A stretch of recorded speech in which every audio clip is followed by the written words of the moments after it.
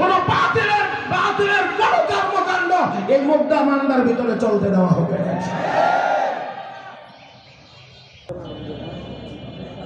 বলেন বলেন বলেন। মিথ্যা ইহুদি না, ইহুদি মিথ্যাবাদী, মুমিন।